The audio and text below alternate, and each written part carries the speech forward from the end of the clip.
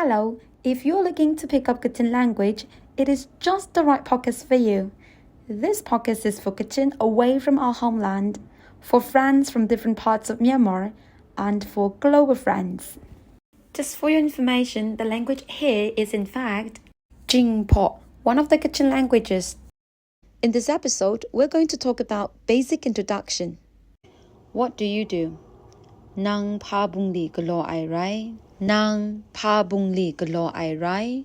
What do you do? Nang you. Nang you. Pa what? Pa what? Bung li job, your occupation. Bung li. Galo ai do, the verb do. Galo ai. I is actually the word we use together with verbs. Galo ai do.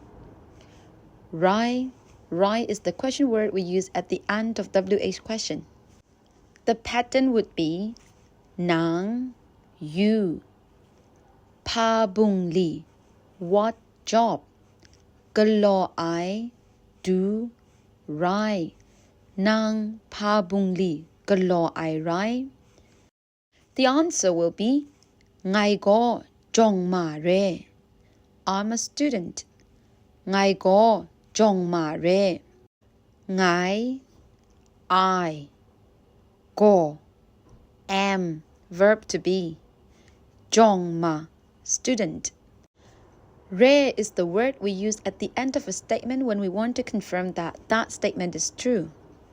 The pattern is I am, occupation, re, ngai go, jong ma re. Now we have the pattern in hand and we know how to make a sentence to answer the question. But the problem is we do not have vocabulary. So it seems like without vocabulary, we wouldn't be able to make a sentence.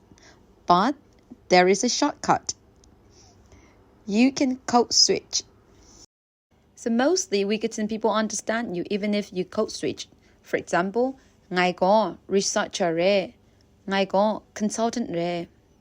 Ngai go artist re. Let's say if you code switch and we Kachin people do not understand you and you do not have the Kachin vocabulary to communicate, don't worry, you can still use your body language. Alright, I would recommend making friends with Kachin people because Kachin friends can help you learn new vocabulary and more importantly, you will build meaningful friendship along the way.